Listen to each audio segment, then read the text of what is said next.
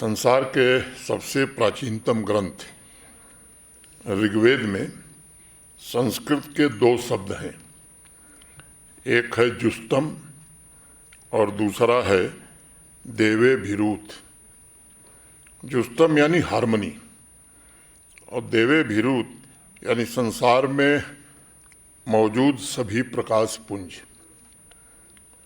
और ऋग्वेद कहता है कि परमपिता परमात्मा ने बिना किसी भेदभाव के समाज के हर एक व्यक्ति में प्रकाश तथा अन्य गुणों को एक साथ हार्मोनाइज किया है।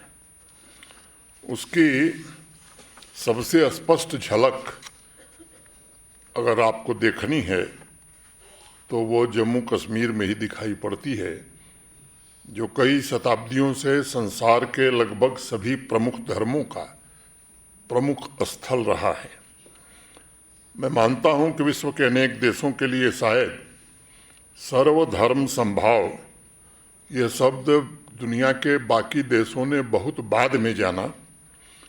अनेक देशों के लिए एक नया शब्द ये हो सकता है, लेकिन हमारे देश भारत के लिए सर्वधर्म संभाव हमारे चिंतन का सबसे प्रमुख अंग बहुत प्राचीन काल से रहा है।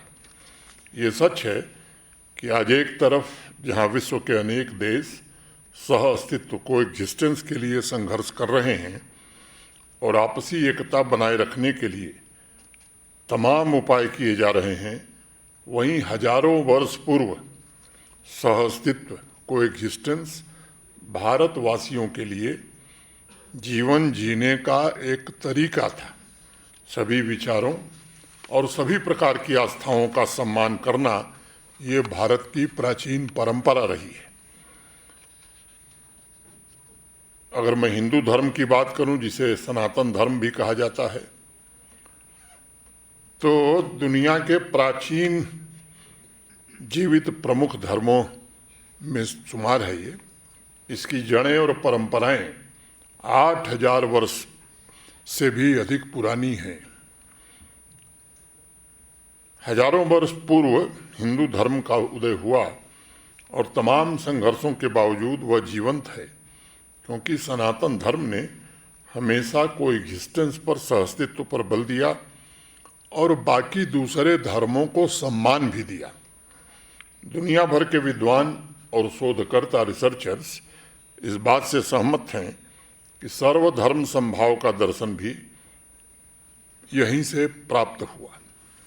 5000 वर्ष पूर्व अथर्ववेद के पृथ्वी सूक्त में हमारे देश के महान ऋषियों ने लिखा कि जन्म बिभ्रति बहुधा विवाचसम नाना धर्माणाम पृथ्वी यथोकसम।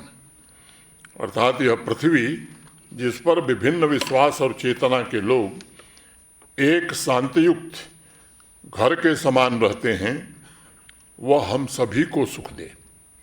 यजुर्वेद का रचना काल, जो इतिहास के विद्यार्थी हैं उन्हें पता है, करीब 1400 से 2000 ईसा पूर्व हुआ था, ऐसी मान्यता है।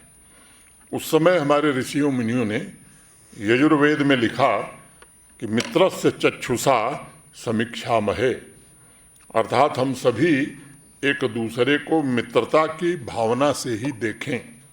ये दर्शन हमें भगवत गीता में भी दिखाई पड़ता है, जिसकी रचना हजारों वर्ष पूर्व हुई थी। और भगवान श्री कृष्ण कहते हैं, ये यथा माम प्रपद्यन्ते तांस्थैव भजाम्यहम ममवत्मानुवर्तन्ते मनुष्याम पार्थ सार्वतः। अर्थात जो लोग जिस तरीके से मेरी तरफ आते हैं, मैं उसी तरह से उनकी इच्छा को पूरी करता हूँ।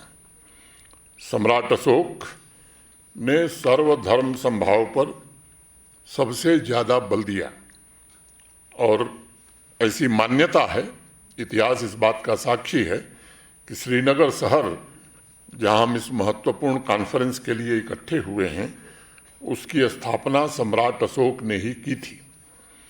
कल्हड़ द्वारा रचित राजतरंगिणी में इसका पर्याप्त जिक्र और प्रमाण भी मिलता है। तमाम इतिहासकारों ने इस संबंध में ढेर सारे साक्ष्य प्रस्तुत किए हैं। इतिहासकारों के मुताबिक सम्राट अशोक का शासनकाल ईसाई धर्म से 300 वर्ष पहले का माना जाता है।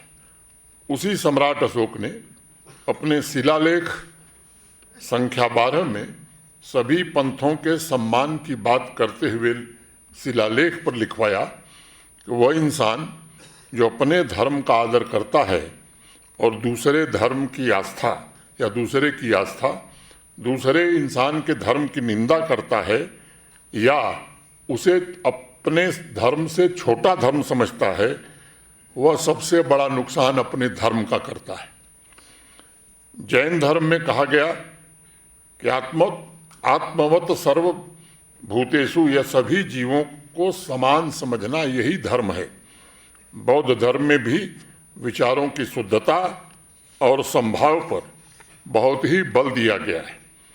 बौद्ध दर्शन में कहा गया है, पूजेत विह वचु पर प्रसंड बढ़ेति। दूसरे धर्म के सम्मान द्वारा हम स्वयं अपने धर्म का सम्मान भी बढ़ाते हैं।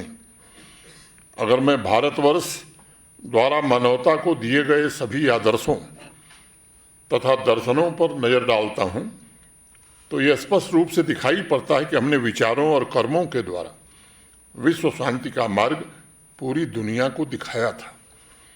बाद में ईसाई धर्म, इस्लाम, सूफीज़म, ये सभी आया और उसका प्रभाव भारतीय दर्शन पर व्यापक रूप से पड़ा भी। ऋग्वेद में हमारे यहाँ कहा गया है, एकम सद विप्रा बहुधा वदंती, यानी सत्य एक है लेकिन विद्वान उसे अपने अपने ढंग से परिभाषित करते हैं। विश्व के हर एक धर्म ने सनातन धर्म से सहअस्तित्व के दर्शन को आत्मसात किया। जम्मू कश्मीर में इसका उदाहरण बहुत ही स्पष्ट दिखाई पड़ता है। कश्मीर में इस्लाम और सूफीज़म के आगमन से पहले वासुगुप्त ने शिवसूत्र की रचना की और एक सूत्र में उन्होंने कहा कि आत्मा चित्तम जागृत द्वितीय करह, यानी आत्मा चित्त है और जो इस बात को समझ लेता है, ऐसे जागृत योगी को सारा जगत ही शिव की किरणों का प्रस्फुरण प्रतीत होता है।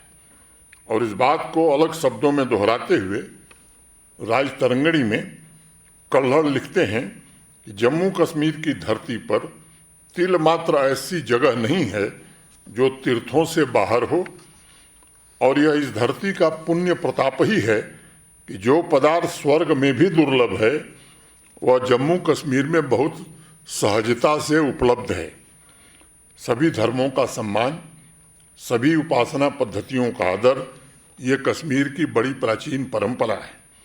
और अभी वीसी साहिबा ने कहा, मुझे दोहराना पड़ेगा, योगिनी ललेश्वरी ने तो लिखा कि शिवछु थल थल रोजान मोजान हयोंत मुसल मान त्रखय छुख न पान प्रजनान सोई छय साइज बस जानी जान।